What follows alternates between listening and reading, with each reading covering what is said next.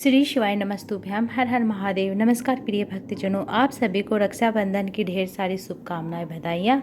रक्षाबंधन का पर्व भाई बहन के अटूट प्रेम और बंधन को दर्शाता है। रक्षाबंधन या राखी का त्यौहार सदियों से चला आ रहा है, जो भाई बहन के प्रेम का एक प्रतीक माना जाता है। इस त्यौहार का मुख्य संदेश भाई बहन के पवित्र बंधन को सम्मान देना बताया गया है। रक्षाबंधन के इस नाम में छुपा है, रक्षा का अर्थ होता है सुरक्षा और बंधन का अर्थ होता है धागा और रक्षा का बंधन।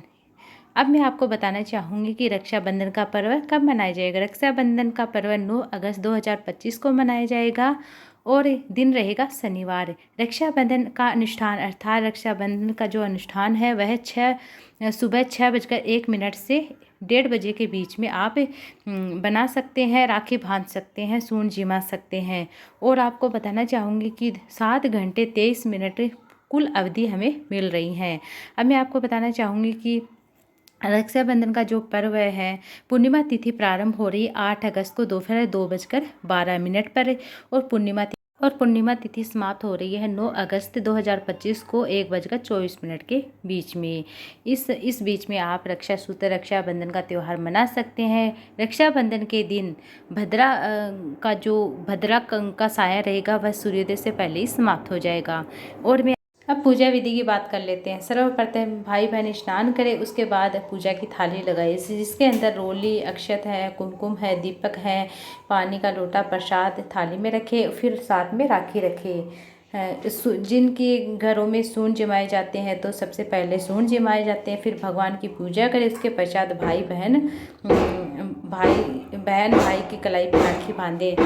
बहन अपने भाई के दाएं हाथ की कलाई पर राखी बांधती हैं और भाई को मिठाई खिलाती है और भाई बहन की रक्षा का वचन देता है और बहन अपने भाई की लंबी उम्र की कामना करती है। रक्षाबंधन से जुड़ी 2 कथाएं हैं।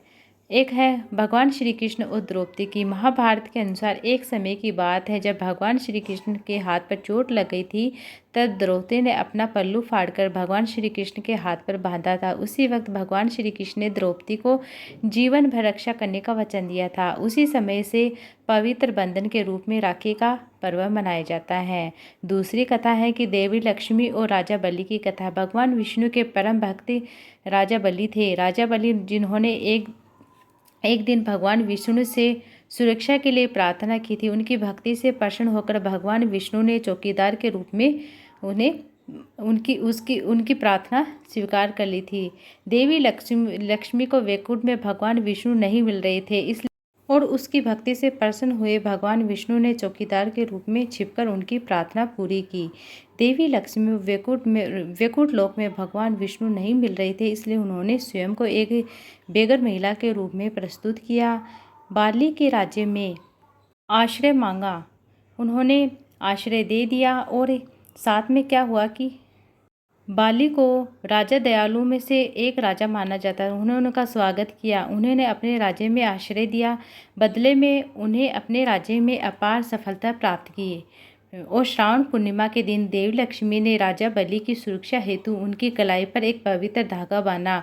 उसके पश्चात भगवान बाली ने उन्हें पूछा कि वह उसे उपहार में मतलब क्या चाहिए, जिस पर देवी लक्ष्मी ने चौकीदार की तरफ इशारा किया। उसके बाद भगवान विष्णु ने अपनी वास्तविकता पहचान प्रकट की। भगवान विष्णु और देवी लक्ष्मी से बाली ने अपने वैकुंठ धाम पर वापस जाने का अनुरोध किया, लेकिन बाली की भक्ति से प्रसन्न हो भगवान विष्णु ने बाली के राज्य में 4 महीने बिताने का वादा किया।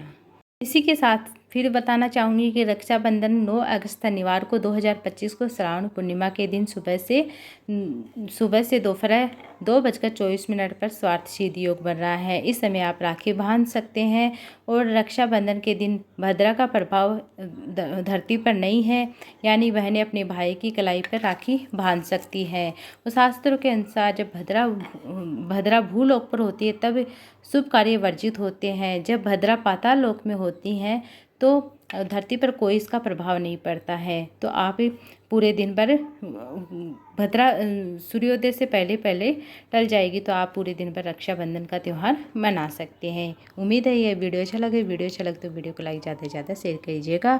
श्री शिवाय नमस्तुभ्याम। हर हर महादेव।